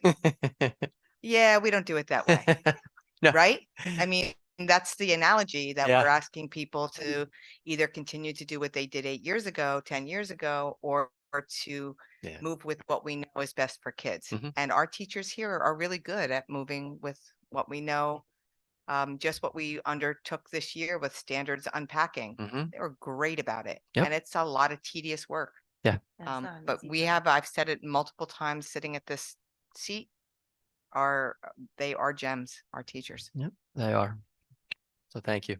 Yeah, I appreciate that point. It's true. Okay. Next, we're moving on to committee reports. No questions. We're done with questions. Okay, committee reports, athletics.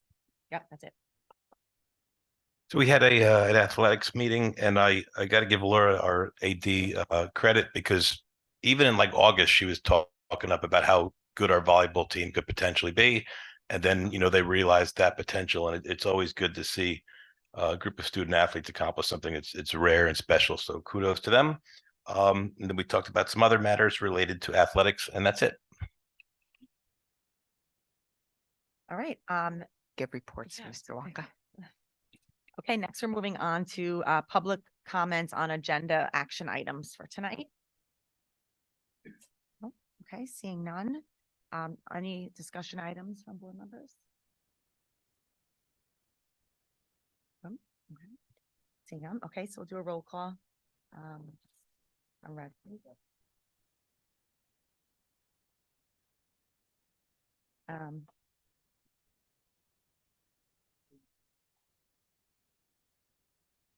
We'll call, okay. Okay. Okay, so now here we are, routine matters. I need a motion to approve minutes from the October 30th So moved. meeting. second it. Moved by Ms. Freshy, second by Ms. Rosella. Roll call. Any discussion first? Oh, any discussion? You're doing a great job, by the way. Thank you so much. This was, my head is really. Commissioner. I am in Commissioner curriculum mode Ferreira. right now. Okay, any discussion items? No, Mr. Cruz, can you please do a roll call? Sure. Mr. Walker. Yes. Mrs. Rosella, Yes. Mrs. Farrar, Yes. and Mrs. Prisco's absent, Mrs. Freshy. Yes. Motion passed. Thank you. Okay. Moving on to personnel. I need a motion. Oh, any discussion? No. I need a motion first. Yeah, right. Okay. I need a motion to approve B1 through B7. So moved. Oh. And I'll second. Okay, so moved by Ms. Freshy, second by Ms. Rosella. Any discussion? I just have two quick questions. For the summer hours would be 1.4. Do we know how many, that's from this past summer?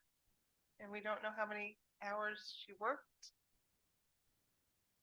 Yes, it was for this past summer, and she, I believe, worked the full 10 days at her regular rate.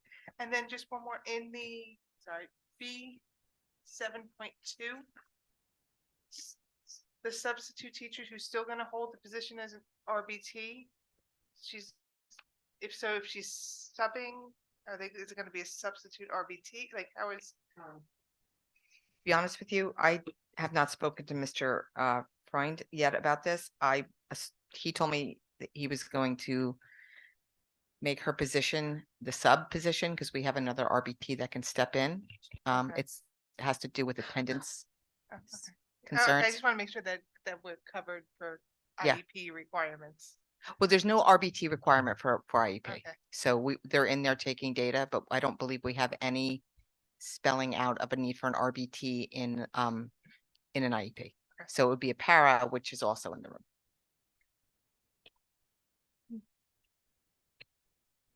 Mr. Cruz, can you please do a roll call? Mr. Walker, Yes. Mrs. Frizella, Yes.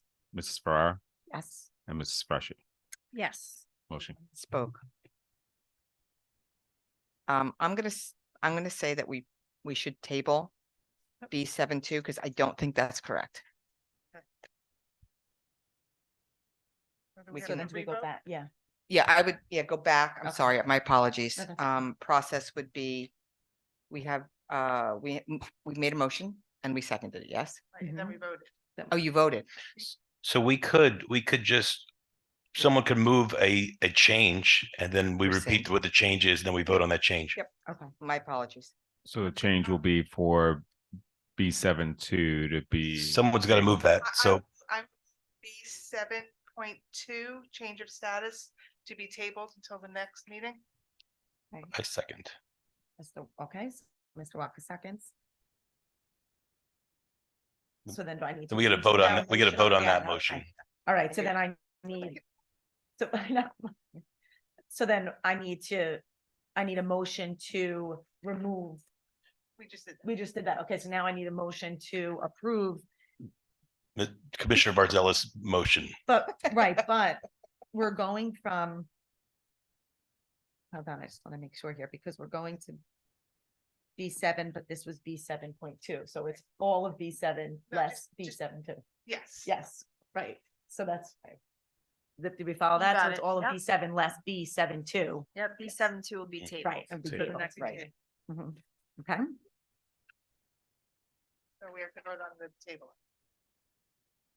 I thought we just did. we that. just, Okay. that was, right, so it was B7 less B7.2, Okay. so that takes that off, so we Okay. tabled B7.2. Right, now we have the others, okay, so I need a motion, You got a motion. I got a motion. You got a Okay, we have second. Second, any discussion? That was discussion. Mr. Cruz, can you do a roll? Mr. Walker, Yes. Mrs. Frizella, Yes. Mrs. Farrar, Yes. Mrs. Prisco's absent, and Mrs. Freshy. Yes. With motion Okay. passed. Tabling. That That was like Robert's Rules 101 right there. That was a big Yeah, deal. you know, And it was a I have no 7.1, backup on this motion either. I just quickly checked my backup. I don't have any backup on the motion, so I think there might have been an error. Okay. So Okay. we'll put it back on. We have another meeting in like 3 days. Okay. Benefit of twice a month. That's true. Okay, moving on to education, I need a motion to approve C1 through C2. I'll move it. Okay, moved by Ms. Frizella, I will second. second by Mr. Walker. Any discussion?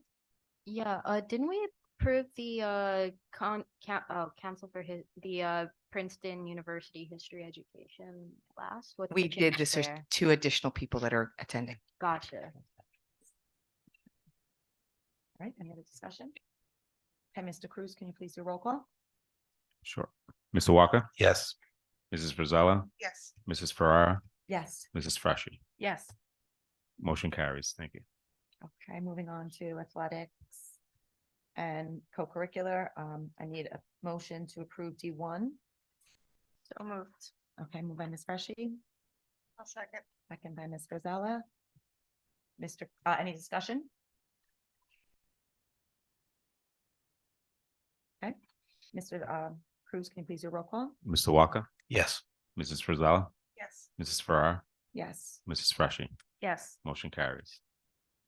Okay, so we don't have any action in facilities, so moving on to finance, I need a motion to approve F1 through F3. So moved. Moved by Ms. Freshy, second by Ms. Frizella. Mr. Cruz, can you do a roll call? Oh, sorry, discussion on finance.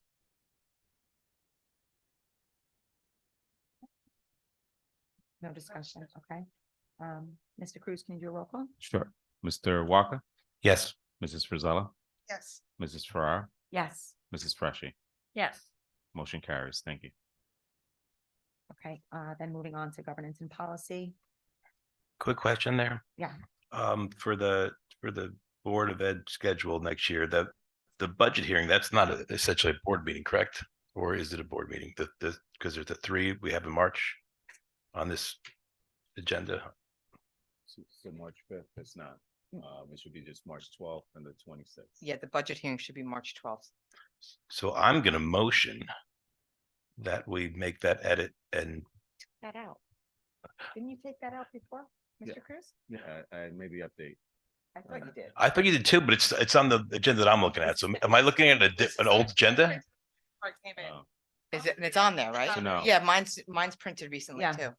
So I apologize. I did it on the Google Doc, not Okay. on. Uh-huh. Okay, Oh, so okay. March 5th, the budget hearing is March 12th, right? Yes, so we'll add it. No, but there's no sense having three meetings if we could just have two and join them. Yeah, so if you X out March 5th budget hearing Yes. and then March 12th is a budget hearing public meeting. Yes. Okay. I thought I was losing my mind. I knew you changed it. Go now. No. We didn't vote on it. No. We didn't even do the motion. We didn't do the motion. No. Yeah, Okay, so I'll we're make out a of vote. order on the discussion. Okay, so going back to governance and policy, I need a motion to approve G1 through G3. So moved. Moved by Ms. Frizella, Second, second by Ms. Freshy. Discussion we just we had just it. had. Okay, any other discussion? Okay, Mr. Cruz, can you please do a roll call? Sure. Mr. Walker, Yes. Mrs. Frizella, Yes. Mrs. Farrar, Yes. Mrs. Freshy. Yes. Motion carries. Thank you. Okay, You're doing good. thanks. You're doing great. All I can think about is correct. All right, here we go. Let's see. Public comments. Yep. If there's anyone from the public that would like to come to the podium for comment on any items, please state your name. And you have 3 minutes. Being none? No?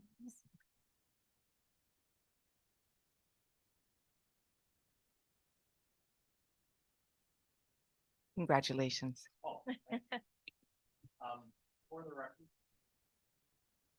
the record, my name is Mike Boone. I live on Mountain View Road here in Verona.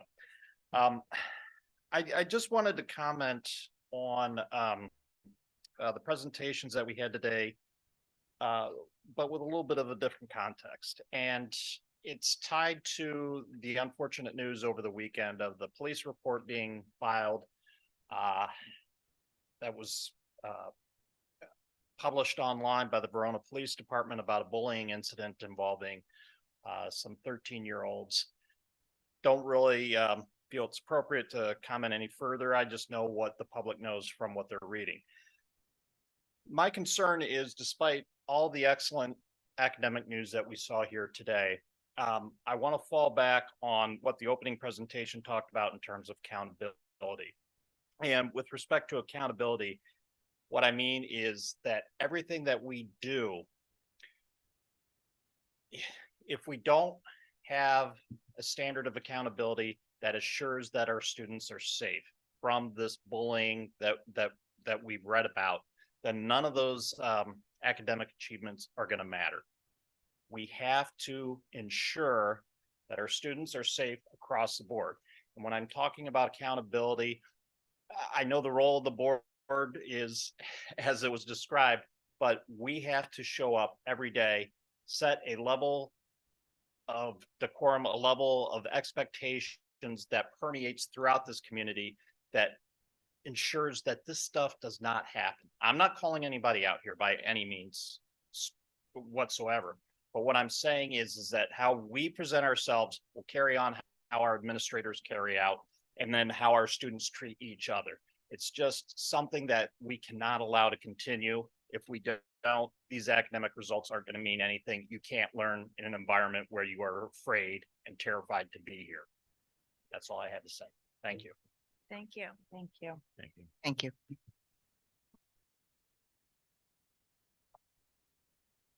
Okay, I changed my mind.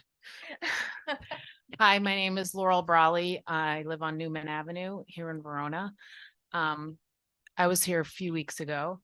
And just for the record, I don't want to be up here saying, stuff that I talked about last week. My voice was shaking. It was embarrassing. Nobody, nobody wants to, call out stuff like that.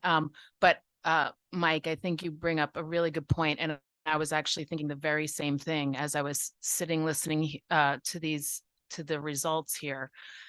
And I think part of the problem is, and it's a good problem to have, is that Verona has consistently done so well, ranking high as a school district in the state, across the country, year after year. It's why people want to come and raise their families here and send their kids to the public schools here. And I think what happens then is there's a comfort level to say, we've got good schools, so we don't have problems or any real problems. And the fact is, we really do. Real problems like bullying, racism, alcoholism, drug abuse, misogyny, date rape, sexual assault. It happens here. And because we are a good school district doesn't mean we can just brush it under the carpet or hope that things will get better. I think it really needs, especially with, now coming off the pandemic, 3 years now, almost 4 years now, there is still so much that we need to catch up with. Students are hurting, adults are hurting, and it's all just compounded into our kids. And I think it needs to be all hands on deck. There used to be a peer leadership program. I don't know if that's still happening. It is. The Heroes and Cool Kids, there needs to be a bigger mentorship program, I think, to help bridge the gap between the younger students and the older students. Maybe there needs to be some further training from the teachers, for recognizing bullying, to prevent future cases. So anyway, that's all I wanted to say. And I wasn't going to say it, but since you brought it up, Mike, I figured I'd second the opinion. Thank you. Well, part of our strategic plan focuses on character education programs, something that Verona does not currently have in any area, with the exception of Pillars of Character, which is not really a program at our middle school. And we do conflict resolution at the elementary school. Board remembers from last year, we had the kids here. It was very adorable, very proud of those kids. But I have said to our elementary principals and to Dr. Miller and his team as well, conflict resolution is that it's a resolution of conflict. It's after the fact, right? Character education is preventative. It gives kids, empowers our students to make better choices with regard to being kind to one another and having empathy for one another. And so we will be piloting a program based on empathy in grades 5 through 8. We don't know which teachers are going to pilot it yet. We're still trying to organize what that's going to look like. Rather than just purchase a program and say, this is our program, we're going to go with it. We're going to let teachers actually use it for a period of time. The makers of that program have agreed to give us a discounted look at that. It's really a program that can be done in any grade level. At the middle school, teachers would rotate. So it's 10 minutes a day, but it would rotate from the English teacher to the math teacher, to the science teacher, to the physical education teacher, to the art teacher, to the music teacher. So everybody knows the program and understands the program and is looking at making our world here a little bit better for everyone, because we do have some negative reportings actually from our own students. We have not done the presentation on the climate study yet, but when we do, you will see that our students across the board, when you drill down into some of the indicators, things like students at this school pick on each other because of their sexual orientation, because of their gender identity or expression, because of their physical appearance, because of their academic or learning ability, because of how they speak, because of how they move and walk. A good number of students, probably more than, for the most part, more than 50% in some categories, are reporting this as a medium problem or a big problem. And for instance, students at this school pick on each other because of their physical experience. Now I'm looking at 6 through 12. So our middle school and our, actually this is HBW, so it's 6 through 8.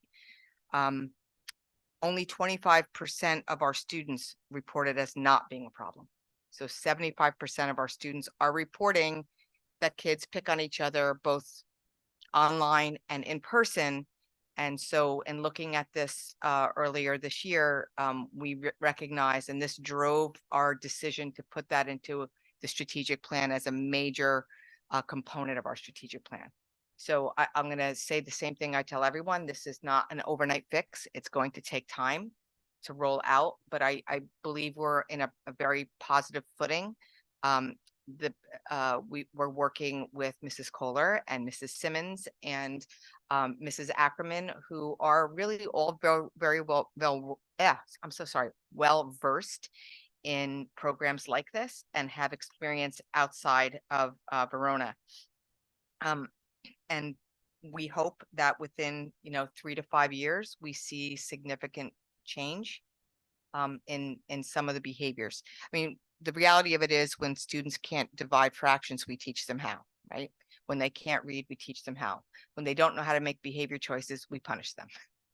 We don't teach them how to make better behavior choices. So I do think it's not going to be a catch-all, but it will be better for our students in the future after we implement a program like this. Sure. Thank you for that. I'm just going to piggyback on that because I think this came up in discussions at the board before when we did the Grand River Solutions. There were some voice of the student in that result as well, which is on our website, where students said some of these similar things that you brought out in the climate change. And I think one of the things that came up, if I recall correctly, is what exactly does see something, say something mean? Like, to help our faculty, help our students to identify what is something and what's the mechanism on how to report that and get a result or get attention. Like, we definitely need to be proactive. I do want to thank the audience members for bringing this topic up. It's extremely important, and I think everybody sitting at this table recognizes that and is on board with that. So thank you for that. And then just real quick, I think we skipped over number 5, the unofficial Verona results. So that does have to get reported out publicly. Okay, sorry. Yep, sorry. I'll No come problem. back. Can I just quickly, that's what I thought. That's why I skipped over it. Yeah, but but we'll come back. I just want to also say a couple things. One, I think that I really like to hear this idea of it rotating through the multiple different teachers, because I think that most students find comfort in a different content area or with a different teacher. So I think it's really important to not see it in only one area, but instead rotating through.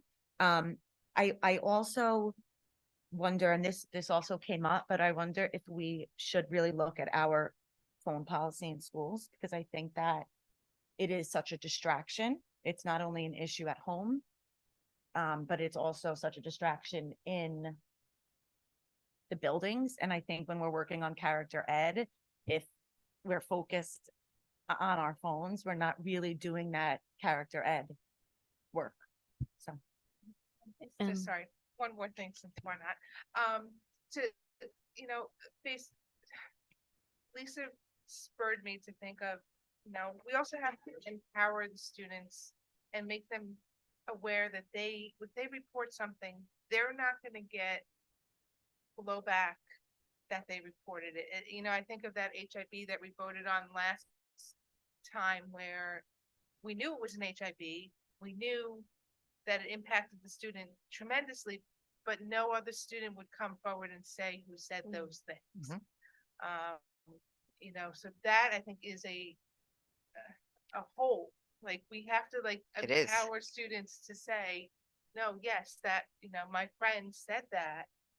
And, understand that there could be consequences with his friendship, but that that as a community, as a school, we have the person's back and that we won't let them become ostracized because they're doing the right thing and stepping up.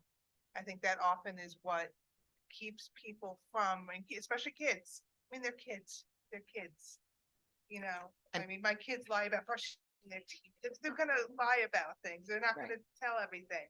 So we have to make sure they understand that if they do come forward and they do say something, that everybody, all the adults in the room will back them and understand what they're saying. Yeah, and two things from me. So first off, I remember specifically from the Grand River Solutions, the figure that stuck out to me the most and that genuinely like scared me a little was that 50% of students couldn't confidently tell you how to report an HIB. That was the specific number on that. So I was really glad to see that going forward after the study came out and after the curriculum team took a look at it, that the long-term plan available on the school's website includes plans in coming years, of course, for staff, for administrative, counseling staff, and student training and development in these areas. So I know it's down the pipeline, but I'm really happy to see that included in future plans. And part of a character education program would eliminate some of that fear because it puts an emphasis on doing the right thing and who to talk to, how to talk to it, how to say it. Anytime you get into getting kids, like even, I know I spoke several times about academic teaming. Academic teaming, when you get kids together and your classroom is structured so you're doing true academic teaming, there's a social and emotional learning component to academic teaming that's very deep because kids have to know how to disagree with one another in a professional way, in a kind way. There's a lot of team building that goes into that. So moving our teachers to a different way of thinking about instruction, bringing in a character education program, as long as we do it with fidelity, right? Because just having it on the books doesn't cut it. Will get us to that quicker. Yeah. Thank you. Thank you. Okay, Mr. Cruz. Yes. So apologies for skipping number 5. All right, at this time, we're just going to read out the unofficial Verona School Board election results on November 7th. We had 2 candidates on the ballot, Michael Boone with 1855 votes and Dominic Ferry with 1051. So congratulations to Mr. Boone on his win on November 7th. Thank you. Congratulations. Thank you to Mr. Ferry for putting himself out there and running. Okay. All right. I'm going to email you the Positivity Project so you can take a look at the website. Okay, thank you. Okay, the next scheduled public meeting will be held on November 28th, beginning with confidential session at 6 p.m. and the public session at 7 in the Verona High School Learning Commons. I need a motion to adjourn the meeting. Moved by Ms. Freshy. Second by Ms. Frizella. All in favor? Aye. Aye. The meeting is adjourned at 9:03 p.m. Hold on. Thanks, Waka. Thanks, Freshy. Thanks, Frizella. Thanks, Giuseppe. Going around. Are you sure you don't want it? It's a good purple pen.